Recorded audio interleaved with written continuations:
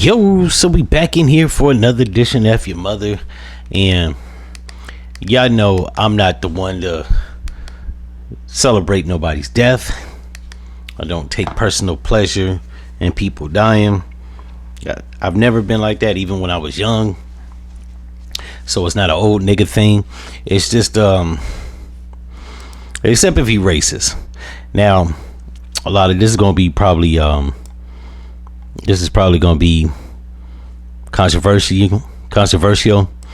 While I think he probably was racist, I don't have no proof. Now, what he said about white people staying away from black people, it sounded like an objective statement, coming from a place of disdain and also worry.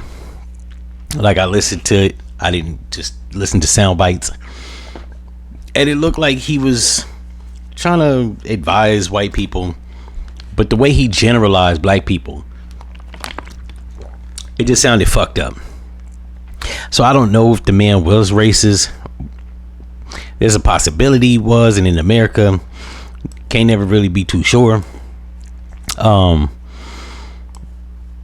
so and who am I talking about when I'm just talking? Y'all probably like, who the fuck you talking about? The Scott Adams, the creator of Dilbert. Like I said, I don't it's been a few days, and I started to jump on it when it happened, but then I thought, he ain't going nowhere. What's the rush? And I guess I will kick a nigga while he down, not necessarily make fun of his death, because we all die.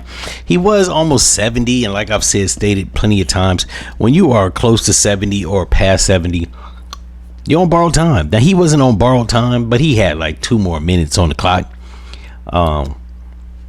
If you're religious, right, what the good Lord say, we not here to live longer than 70 years.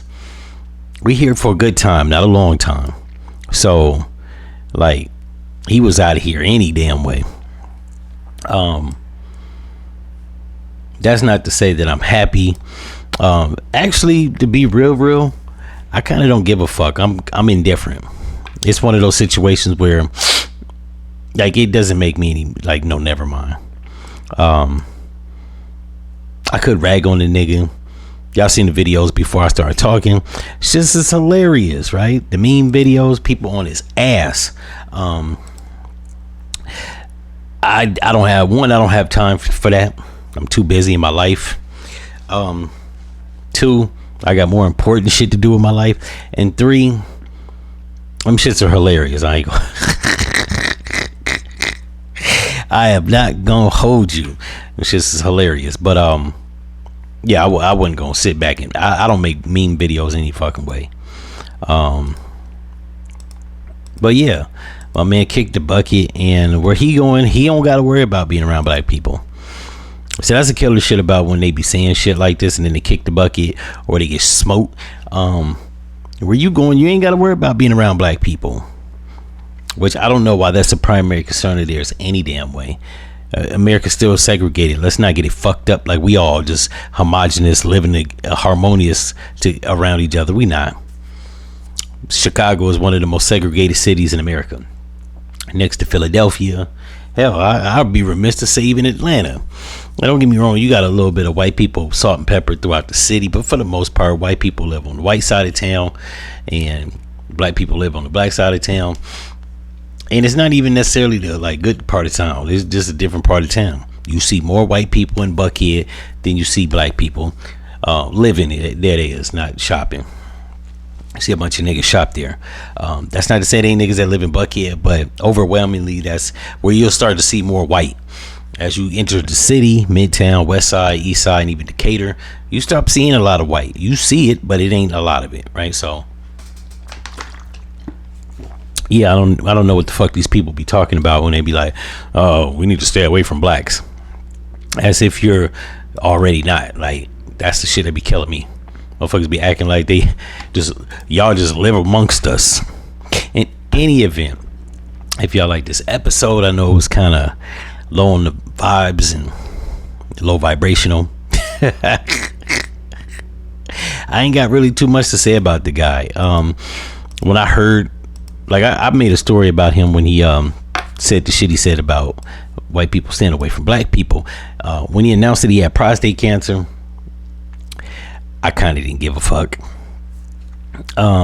After at about 45, young men, you gonna have to get your prostate checked, so get on that.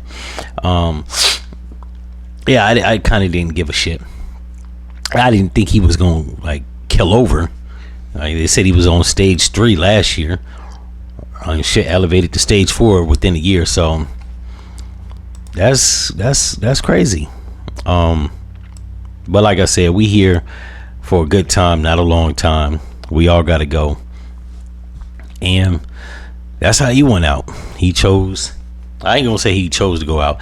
Yeah, I actually was reading into it. It actually was sad that his fucking wife left him 3 years before he died. Well, she left him. Well, actually, about give or take 3-4 years. Right? He died this year. She left him in 2022.